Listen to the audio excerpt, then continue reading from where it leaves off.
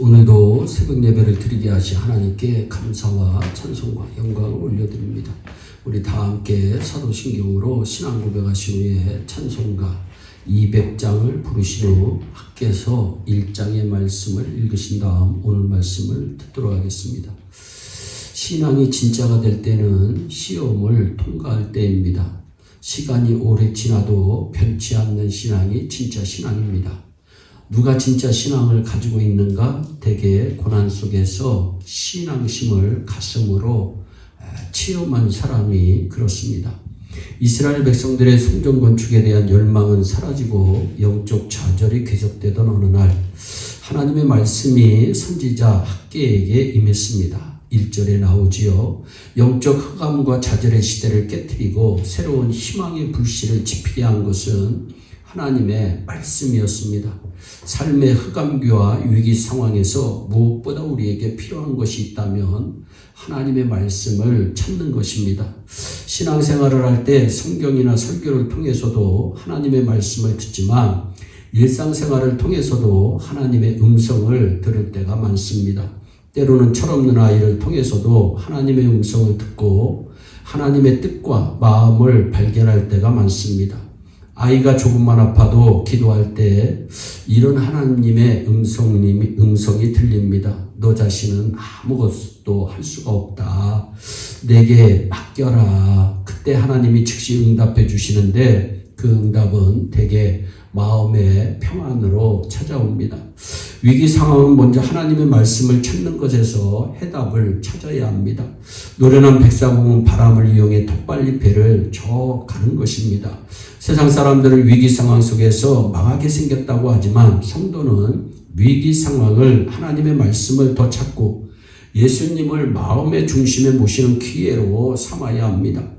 위기 상황에서 쓰러지고 넘어지고 비틀거리는 것은 하나님의 뜻이 아닙니다. 하나님을 마음의 중심에 모시고 말씀 중심적으로 살면 어떤 상황도 나를 넘어뜨릴 수 없습니다. 팽이가 거의 다 돌았을 때는 중심을 잃고 비틀거리다가 쓰러집니다. 그때 채찍질을 하면 다시 중심을 잡고 열심히 돌아가는 거 우리가 경험했습니다. 성도에게 시련의 채찍질이 필요한 이유도 같을 것입니다. 시련의 채찍질이 주어지면 다시 주님을 찾으면서 영혼의 활력이 생깁니다. 위기 상황에서 중심을 잃고 비틀거리면 쓰러지지만 말씀의 뿌리를 받고 예수님 중심적인 삶을 회복하고 교회를 꽉 붙들고 믿음으로 쓰러질 것 같지만 중심이 있는 오뚜기가 다시 일어서는 것처럼 다시 일어서게 될 것입니다. 말씀이 축복의 시작입니다. 말씀 중심으로 살기만 하면 하나님이 반드시 책임져 주시는 겁니다. 주전 536년경 이스라엘 백성들은 바벨론 포로 생활에서 예루살렘으로 귀환했습니다. 바벨론 강변 지역에서 노예를 지낼 때 그들은 영혼의 고향인 시온성을 기억하며 많은 눈물을 뿌렸다는 사실을 시편 137편 1절은 기록하고 있습니다.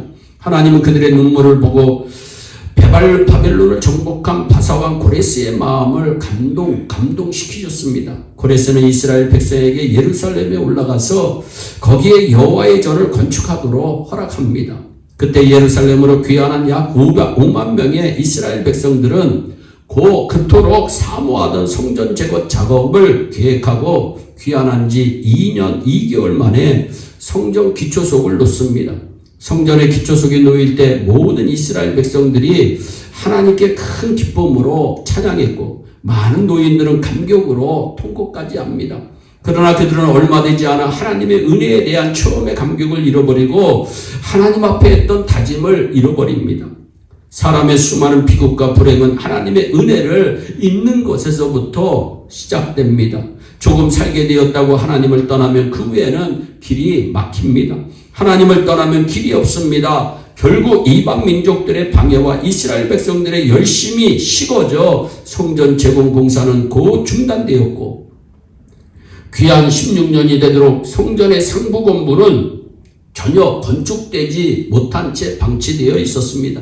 이스라엘 백성들은 점차 성전 짓는 일에 무관심해졌으며 그들 자신의 주택을 짓는 데만 몰두하고 있는 모습을 보입니다.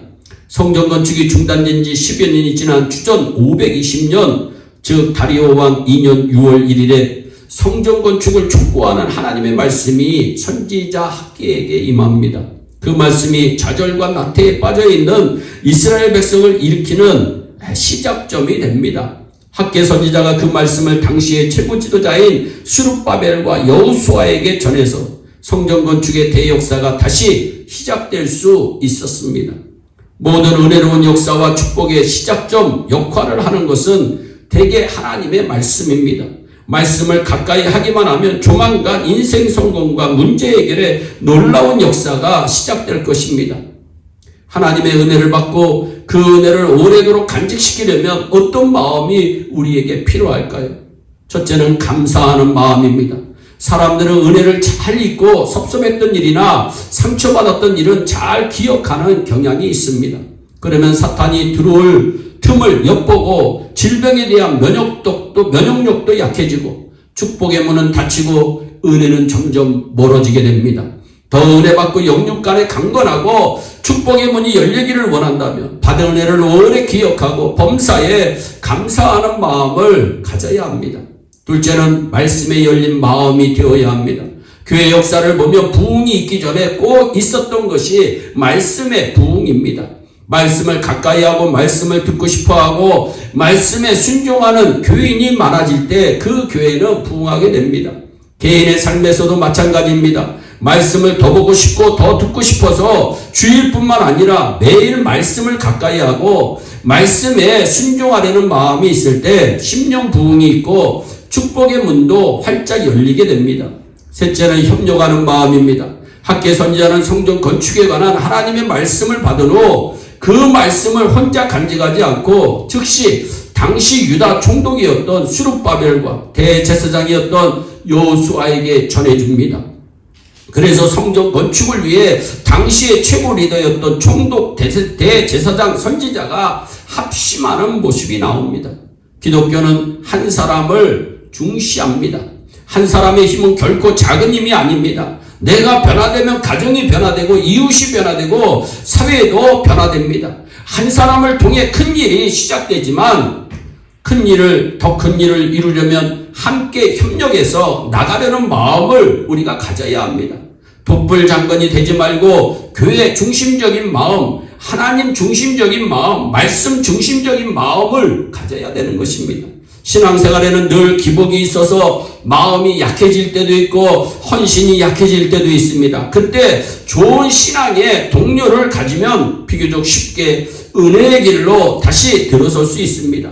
항상 감사하는 마음, 말씀에 열린 마음, 협력하는 마음을 가지고 은혜를 잘 간직해서 최종 승리의 주인공이 되시기를 예수님의 이름으로 축원합니다. 기도하겠습니다. 사랑의 하나님 참 감사합니다.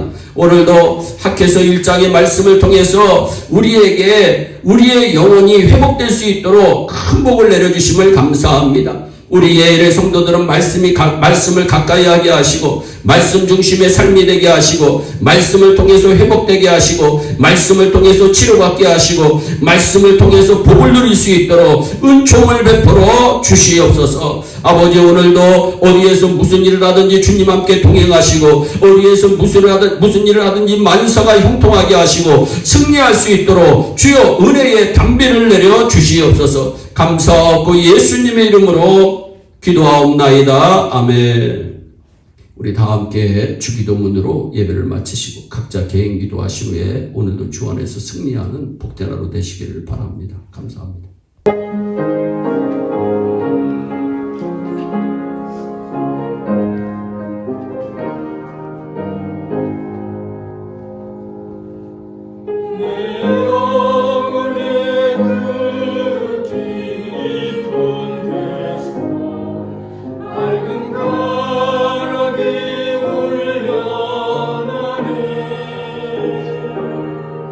하늘 복주가 언제나